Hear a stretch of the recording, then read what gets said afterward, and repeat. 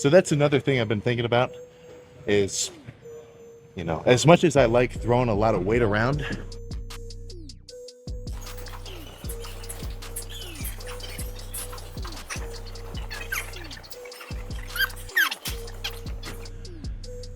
I feel like at least with my first heavy sets of bench, by doing them that quick, I mean, the logic that I use why I don't like doing bent over dumbbell rows and why I prefer bent over cable rows instead is because I don't want to do the reps in such a way that I take the tension off at the top.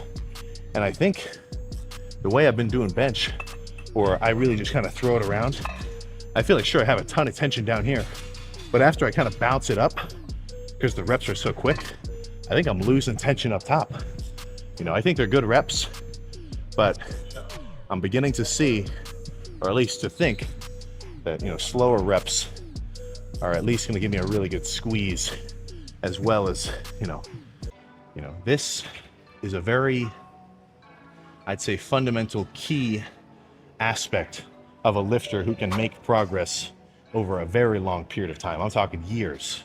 It's being able to reflect on his own situation, look at his own kinds of training and diet and workout splits and exercise style and stuff like that, and being able to try new things and make those decisions specifically based on his own situation and build and everything else.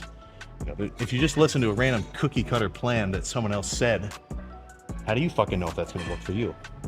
You got to try this shit out for yourself. To do something with your own hands and to see the results that come from it is going to give you an exponentially deeper understanding of what you're doing than just listening to someone tell you how to do it.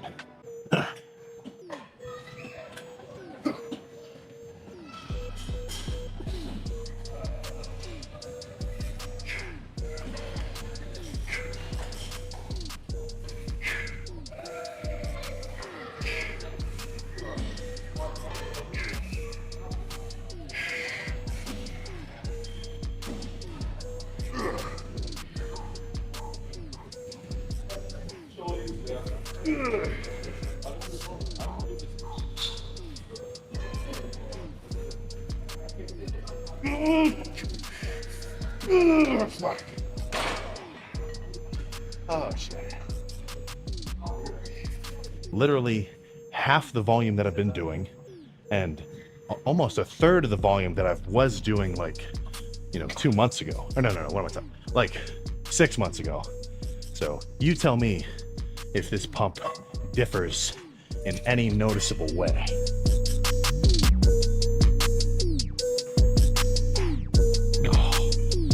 Oh my goodness. I mean, swollen, still kind of, well, not even. We're starting to actually lose vascularity from the bulk. But, all right, so after doing 1 plate for 5, and then 2 plates for 3, and then 3 plates for 1, and then 3 plates in the 25 for 1, I feel like I'm ready to throw 3 plates in the 25 for as many as I can do in a hard set. Plus, part of the reason why I wanted to do the Smith machine today is you can actually hit failure and not have to worry about getting, completely destroyed, because you can just re-rack it. I'm not going to say there's zero risk, but no need for a spotter.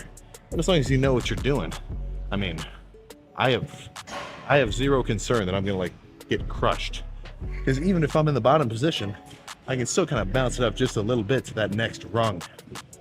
But I guess go heavy if you know what you're doing. So I'm gonna go do incline Smith. That's starter movement number 1. So in any kind of heavy pressing movement, I'm using my triceps, I'm using my pecs, of course, my rear delts or my shoulder joints coming into play.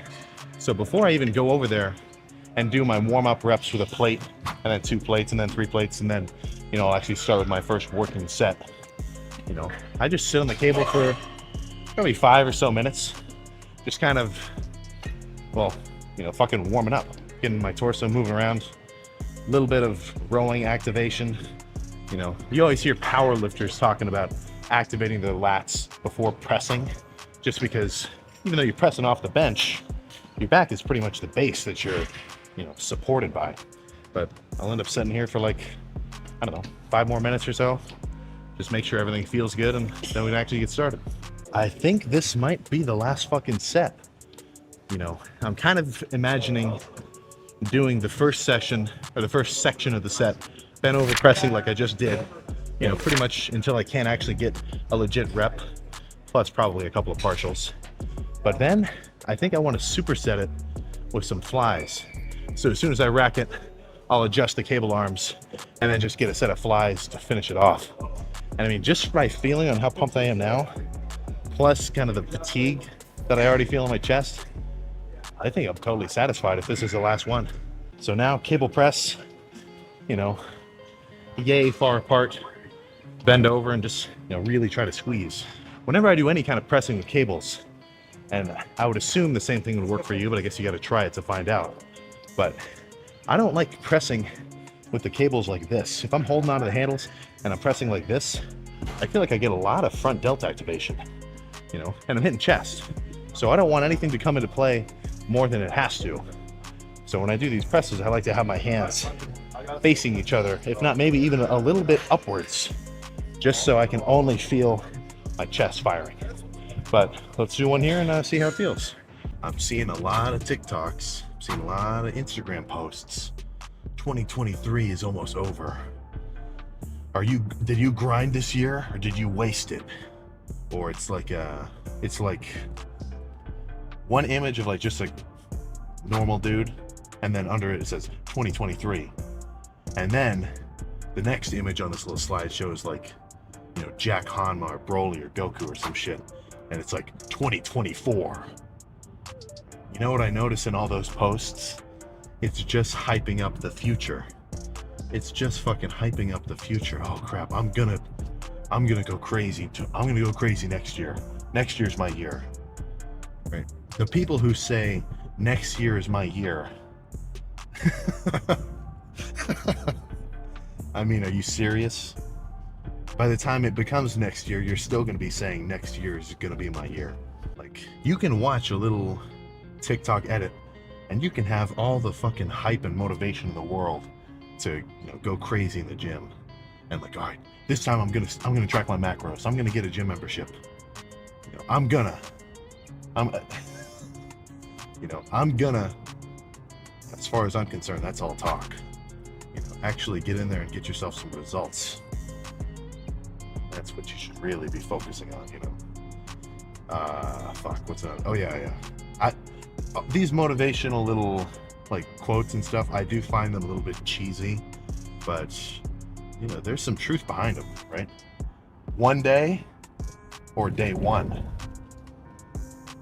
Keep that in your mind. Keep that in your mind if you've been slacking on some kind of something that you want to start doing.